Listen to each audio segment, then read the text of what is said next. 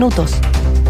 La ministra de Defensa, Maya Fernández, interrumpió su agenda en Nueva York y tuvo que retornar de urgencia a nuestro país para liderar una respuesta tras la filtración de correos electrónicos por parte del grupo hacker Guacamaya. Estos correos electrónicos son del Estado Mayor Conjunto, EMCO, esta organización de la defensa de nuestro país que reúne las cúpulas de las Fuerzas Armadas. Hay un fallo de seguridad, claramente, el que se ha ordenado ya un sumario para revisar qué es lo que sucedió y hacer control de daños, evidentemente atajarlo lo más posible para evitar los mayores daños. También les contamos que el presidente Gabriel Boric sigue en Estados Unidos, tiene varias actividades en la jornada de hoy que les vamos a contar. Ayer desdramatizaba los dichos del embajador chileno en España, Javier Velasco, quien emitió controvertidas declaraciones respecto a la exconcertación, básicamente la crítica de los 30 años. Daniela Ruiz Tagle está en Nueva York, ya estamos en contacto con ella. Hola Daniela, buenos días. ¿Cómo están? Muy buenos días. Claro, el avión de la ministra de Defensa, Maya Fernández, despegaba a las 19:33, horario de Nueva York. La razón fue la situación que incluso motivó que se realizara una reunión de emergencia durante la noche del martes hasta pasada la medianoche en el Palacio de la Moneda. Se trata de correos electrónicos filtrados por parte del grupo hacker Guacamaya. De acuerdo a la información revelada por el medio digital Interferencia, habrían sido cerca de 400.000 mails del Estado Mayor Conjunto, entre los cuales se encontraría contenido relativo al denominado estallido social. Y de acuerdo a fuentes de la radio, el subsecretario de Defensa, Gabriel Gaspar, fue alertado sobre el tema tras la parada militar. Él, quien quedó como ministro subrogante a propósito del viaje de la ministra de Defensa, Maya Fernández, acá a Nueva York, tomó con seriedad este asunto, ya que se reconocía la gravedad de los hechos. Y según conocedores de las acciones que se tomaron aquel día, el subsecretario de Defensa, Gabriel Gaspar, tomó contacto con el Estado Mayor Conjunto y estos reconocieron los hechos. Así rápidamente el entonces ministro subrogante hizo gestiones políticas pidiendo reuniones en el Congreso Nacional. Y de hecho ya hay una sesión privada, por cierto, para el próximo martes. Así lo confirmó el presidente de la Comisión de Defensa de la Cámara de Diputadas y Diputados, el diputado Andrés Joanet. Esto ocurrió no solo en Chile, habría ocurrido no solo en Chile, en México, Perú, Salvador y Colombia, y por tanto creemos que la situación es gravísima, pero esta es una situación de Estado. Aquí no da para andar sacando algún rédito. Aquí lo que tenemos que naturalmente ver cuál es el margen, cuál es el alcance de esta situación. Se espera que el Ministerio de Defensa entregue declaraciones durante esta jornada. Como sea, y pese a la interrupción de la agenda de la ministra Fernández en esta gira acá a Nueva York, ella, recordemos, acompañó al presidente Gabriel Boric por la conmemoración de los 50 años del discurso de Salvador Allende ante la ONU. De todas formas, continúan las actividades acá en Estados Unidos. Ayer el mandatario sostuvo una serie de reuniones bilaterales, pero sin duda la jornada estuvo marcada por su vocería durante la tarde de ayer, en donde dio cuenta de las reuniones bilaterales que se realizaron y aseguró el presidente Boric que el nombre de Chile se pone en alto luego de las citas con otros países. Pese a la evaluación positiva de la política internacional que tiene el jefe de Estado, esta no ha estado exenta de polémica, de críticas. Fueron varios los cancilleres que salieron a criticar las palabras del embajador de Chile en España, Javier Velasco, que a propósito es amigo del presidente Gabriel Boric. Este responsabilizó a la exconcertación por el denominado estallido social, bajo esta crítica de los 30 años de políticas que profundizaron la desigualdad. Esto generó molestia entre excancilleres. Se le pidió al gobierno llamar la atención respecto a este tema. El excanciller Mariano Fernández cuestionó los dichos de Velasco. En los 30 años que han sido los más exitosos que recuerda la historia moderna de Chile, aumentó la riqueza. Pasamos de 4.000 a 25.000 $. Claro que hay desigualdades y hay que superarlas, pero no es tarea del embajador dar diagnóstico. No hay que olvidar que los embajadores son voz oficial de los gobiernos. No deben estar participando en asuntos de contingencia política. Bueno, pero de todas formas el presidente de la República, Gabriel Boric, no se tomó muy bien estas críticas por parte de exministros de Relaciones Exteriores, porque no solamente estamos hablando de Mariano Fernández, sino que también lo hizo el ex canciller Heraldo Muñoz del PPD, entre otros. El mandatario salió a respaldar a Javier Velasco, embajador de Chile en España, y dijo que siempre se trata de utilizar, dice él, el extracto más polémico para generar polémica, y dijo que había que contextualizar esta situación. Sostuvo que era una pregunta de un miembro de una empresa telefónica en donde se le preguntaba al embajador si era posible que existiera un nuevo estallido. Dice el embajador en una extensa respuesta era que creía que las condiciones bajo las cuales se dio el estallido fue la acumulación de políticas durante más de 30 años. Escuchemos las palabras del presidente Gabriel Boric, quien dijo que él no ve las cosas ni blancas ni negras. Acá las cosas no son blanco y negro. Acá ni los 30 años fueron políticas que le hicieron mal a Chile, ni fueron lo mejor que se podría haber hecho. Yo creo que todos compartimos aquello. Y por lo tanto, el tener una visión crítica respecto a parte de ese periodo no me parece que constituya un motivo de generar una gran polémica. Y yo a lo que invito a quienes opinan respecto a esto es que ojalá veamos el foro entero. Se le preguntó sobre este tema también a la vocera de gobierno, Camila Vallejo. Escuchemos lo que ella sostuvo.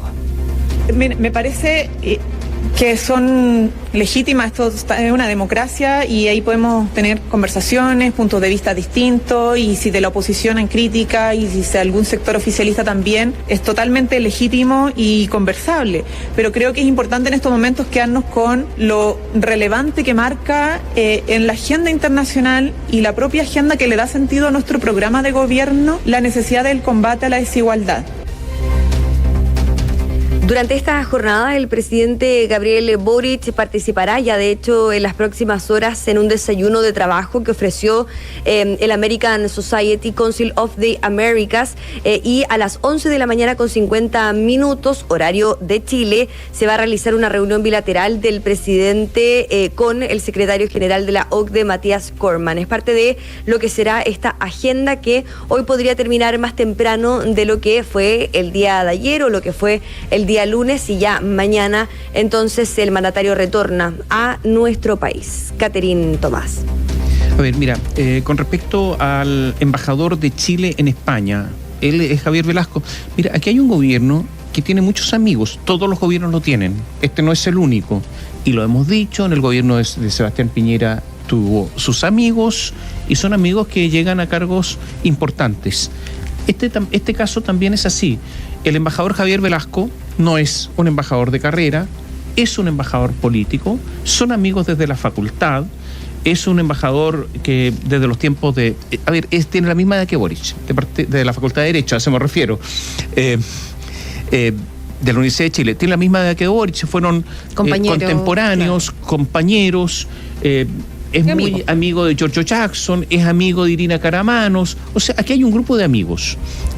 ¿Qué es lo que le cuesta muchísimas veces, y este no es el primer caso, a personas que desde la política van a cargos públicos, que creen que siguen siendo dirigentes políticos, y resulta que él es un embajador? Les cuesta cambiar la cabeza. ¿Por qué? Porque no son profesionales, son personas que llegan de afuera, y por lo tanto empiezan a hacer una serie de comentarios que molestan. Ahora, ¿por qué molesta tanto esto ahora, en estos momentos? Molesta por una razón muy simple. Porque este gobierno, todos lo sabemos, tiene dos coaliciones.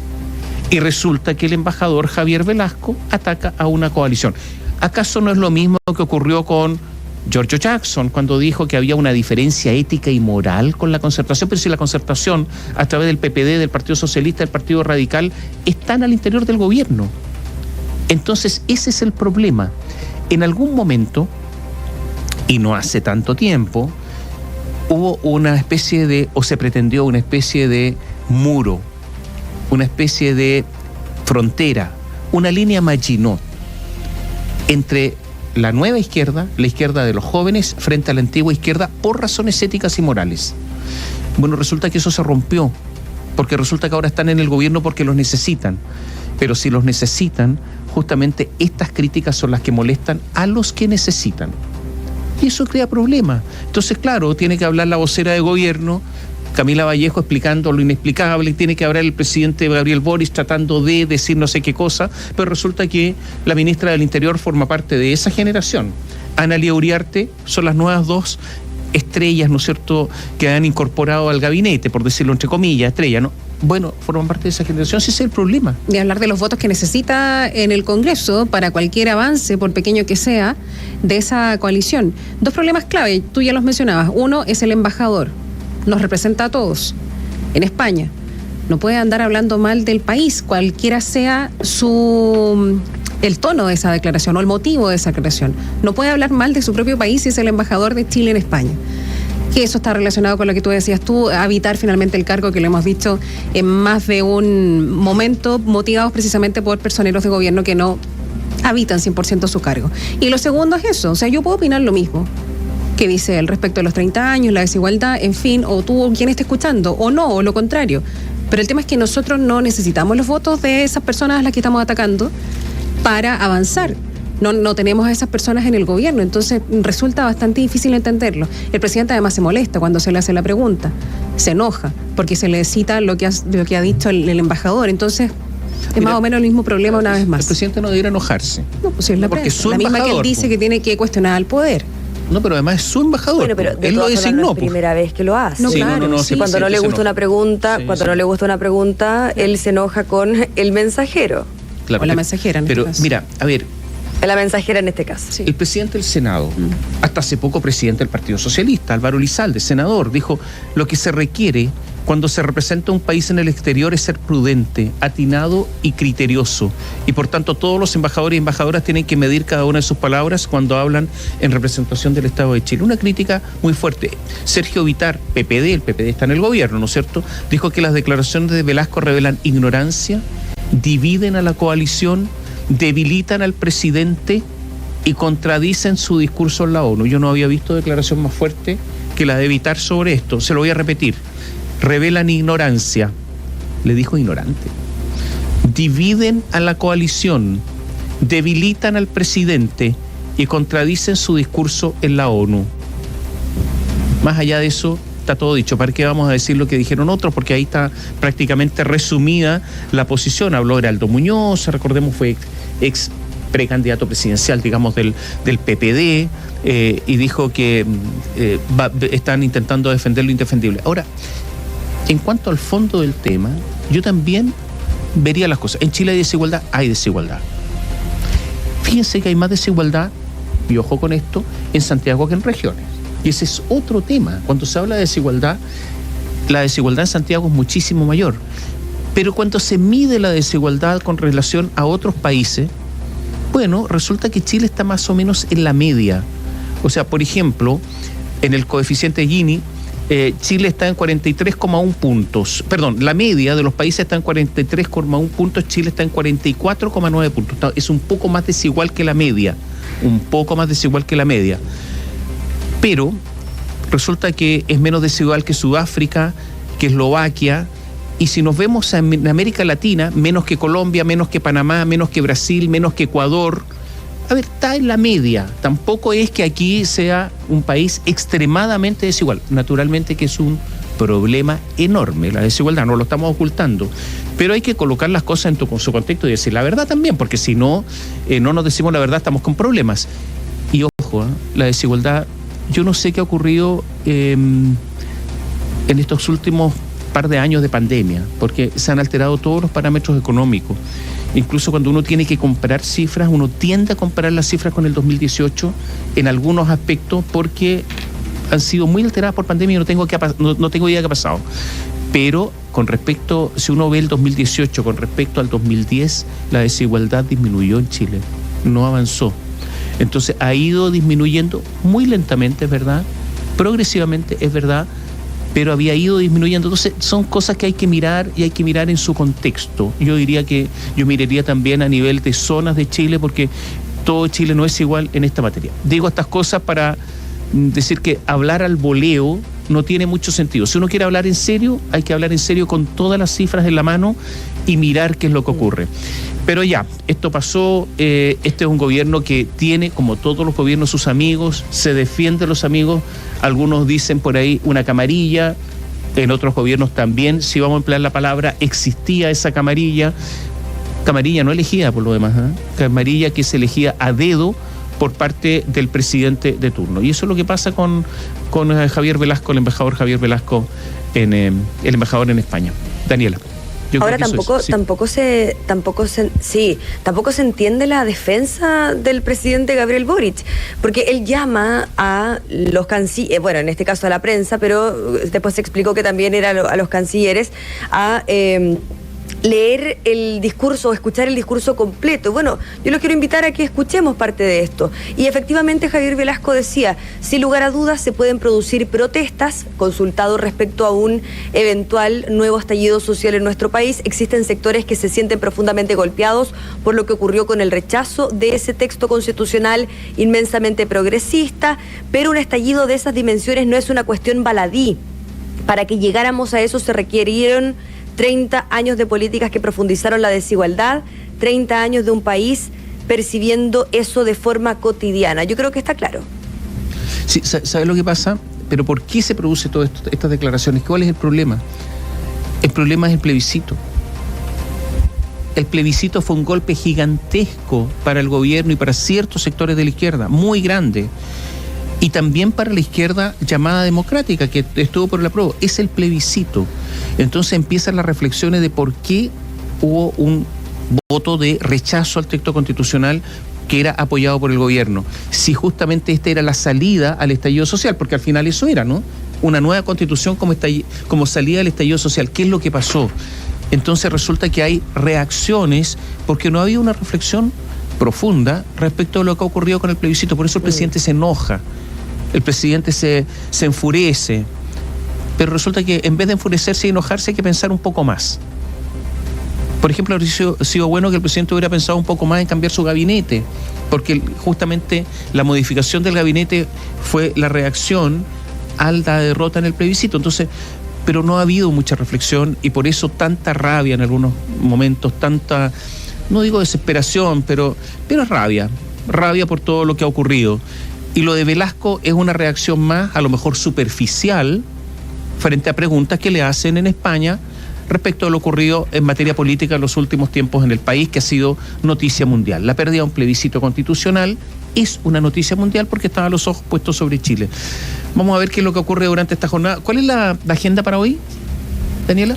Sí, hoy día la agenda comienza bastante temprano. De hecho, en 10 minutos más tenemos que partir. Ya acá son las 6 de la mañana con 26 minutos. A las 9:15, horario chileno, el presidente tendrá un desayuno de trabajo ofrecido por el American Society Council of the Americas, y ya a las 11:50, horario chileno, el mandatario se va a reunir con el secretario general de la OCDE, Matías Cormann. A las 12:30 se va a reunir el presidente con la primera ministra de Nueva Zelanda, y ya a las 15:45 el presidente va a participar de un foro de New Chilean Politics and its Regional Implication, de programa de líderes mundiales de la Universidad de Columbia. También tiene actividades la ministra de Relaciones Exteriores, Antonia Urrejola. Ayer se nos adelantó un poco la agenda, pero ayer tampoco ella quiso entregar declaraciones sobre varios temas de los que teníamos dudas. Ahora, todo eso con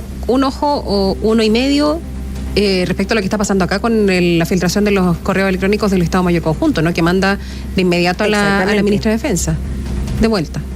Exacto, ayer a las 19 horas, nosotros podemos decir con seguridad, con 33 minutos, estaba despegando su avión. Horario de Nueva York. Sí, ¿se comentó algo más en Estados Unidos con respecto a esta filtración o no? Nada. ¿Sabes lo que pasa? Nada respecto a este tema acá en Estados Unidos. Hay bastante hermetismo. De hecho, se realizó, nosotros sabemos, fuentes de la radio nos aseguraron que se tuvo que realizar un comité de emergencia el día martes en el Palacio de la Moneda, que duró hasta pasada la madrugada. Y ahí se tuvieron que delinear algunos pasos a seguir. Vamos a ver qué es lo que van a decir las autoridades de esta jornada. Muchas gracias. Buenos días. Gracias, Quedamos buenos en días. contacto. Gracias, Daniela. Bueno, a propósito de este tema. Sí, no, Daniela, en directo desde Nueva York. Sí. Oye, lo que pasa es que en Nueva York es una hora menos, así que... Es bien temprano, son las 6:30. Allá, acá son las 7:30. Trabajando muy temprano para ustedes. Oye, hablemos de las filtraciones. ¿Por qué? Porque cuando se producen, ustedes recordarán las filtraciones de Wikileaks y todo este tipo de filtraciones de correos electrónicos, de material clasificado, es muy serio para todos los países. Bueno, resulta que aquí se filtraron los correos de lo que se llama el Estado Mayor Conjunto, o sea, la cúpula de las Fuerzas Armadas de nuestro país. Miles de correos. Y nosotros en nuestra plataforma digital biobiochile.cl titulamos: Correos del Estado Mayor Conjunto develan temor a otro Catrillanca y debilidad de inteligencia. Esto está disponible en biobiochile.cl, fruto de nuestro departamento de investigación, hasta ahora en portadas, llegar y entrar. Esto dice así: se debe tener un especial cuidado en la posible búsqueda de la victimización de un delincuente por acción de las Fuerzas Armadas, lo que dejaría en muy mal pie las acciones desarrolladas a los jefes de la Defensa Nacional y al gobierno. Un hackeo liderado por el grupo activista Guacamaya liberó más de 300.000 archivos reservados del Estado Mayor Conjunto de la Defensa Nacional. Los documentos internos, analizados por la Unidad de Investigación de BioBioChile, detallan, entre otras comunicaciones, los cuidados, las complicaciones y los gastos operacionales de las Fuerzas Armadas durante el estado de excepción instaurado en las regiones del Biobío y la Araucanía bajo el mandato del expresidente Sebastián Piñera. Según se desprende de los informes secretos a los que accedió el Departamento de Investigación de Biobío, la radio, la Armada y el Ejército desembolsaron entre octubre de 2021 y abril de este año más de 1.200 millones de pesos. Todo esto pese a que reportes internos evidencian la escasez de equipamiento básico para los uniformados desplegados en la zona. Falta de chalecos antibalas y vehículos blindados, además de malas condiciones de vida de carabineros, forman parte de las falencias que experimentaron durante los operativos, aunque también transparentan al interior de sus filas el inicio de 6 procesos judiciales por hechos ocurridos bajo el estado de excepción. Los más graves recaen en el Biobío: el homicidio del comunero Jordan Yempi y el homicidio frustrado del marino Carlos Delgado Lobo, ambos ocurridos la misma jornada en las cercanías de Cañete. Esta medida constitucional se inició el 13 de octubre de 2021 por quien estaba en ese minuto en la presidencia, Sebastián Piñera. Tras renovarse 10 veces por decisión del Congreso, el estado de excepción finalmente se prolongó hasta el 26 de marzo de este año. Así, al término de ese periodo, las jefaturas de defensa en el Biobío y la Araucanía sacaron sus conclusiones y comunicaron de manera interna sus gastos. Un correo intercambiado el 7 de abril de este año por 2 altos funcionarios del Estado Mayor Conjunto se da cuenta de que la Armada desembolsó casi 693 millones de pesos durante los 6 meses que se prolongaron esos patrullajes en la macrozona sur. A la institución le correspondió desplegarse en la región del Biobío.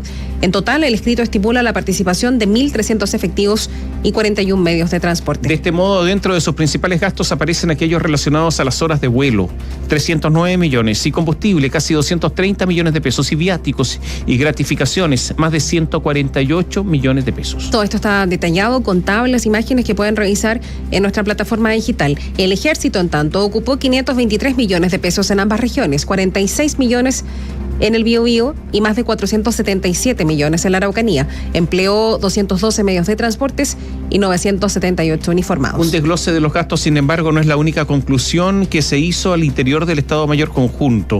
Los jefes de la Defensa Nacional también sacaron sus cuentas del trabajo en la macrozona sur. Con un saludo de buenas tardes, un asesor de la Fuerza Aérea compartió el día 6 de abril de este año 2 documentos con la carátula de reservados que se titulaba Informes de Experiencia de los Altos Mandos.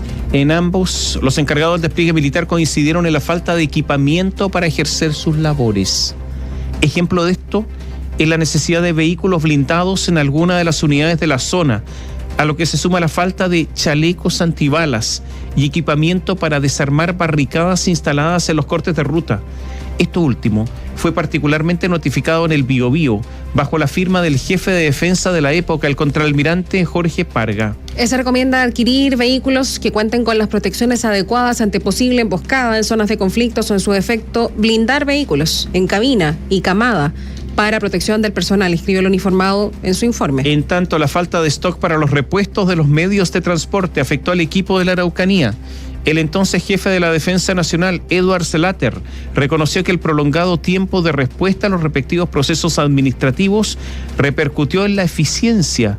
Por ejemplo, al momento del relevo de un carro Mowak, el vehículo llegó sin su inventario, lo que retrasó las labores de la Defensa Nacional. Incluso el informe de experiencia de la Araucanía, que tiene fecha 25 de marzo de este año, notifica que desde el primer día del estado de excepción no se ha recibido apoyo para solucionar las distintas necesidades de infraestructura utilizada por los uniformados. En buenas cuentas, el espacio no era suficiente para satisfacer las necesidades de alimentación, habitabilidad y recreación del personal, considerando el notable aumento en la población flotante que significó la movilización de tropas. Dentro de las situaciones que más condicionaron las operaciones en el territorio, el informe de Slater resalta la escasez de personal de carabineros, algo que el general de brigada atribuyó principalmente al plan Cosecha Segura. Esto último se lee en el escrito y generó complicaciones en la coordinación de turnos y de apoyo policial, ya que demandaba el soporte constante de la policía uniformada para su ejecución. Y según se desprende del documento, la baja disponibilidad de efectivos policiales provocó descoordinaciones en los relevos de los turnos. En este mismo informe, siempre de Slater,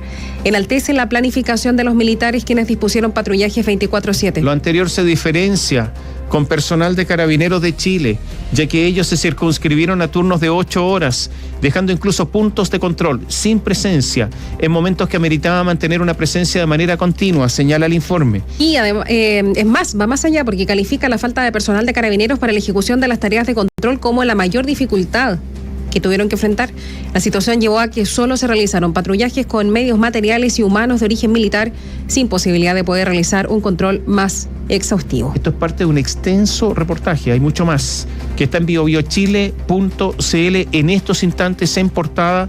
Usted puede acceder a todo el material que hay ahí, hay mucha más información para que se entere y podemos enterarnos todos de las debilidades de nuestras Fuerzas Armadas y en el despliegue en medio del estado de excepción en las 4 provincias del sur del país. Y vendrán muchos datos más. Resulta que esta filtración de la que ya les decíamos, no solamente nuestro país ha sido víctima, sino también México, Colombia, El Salvador y Perú, son miles y miles de documentos.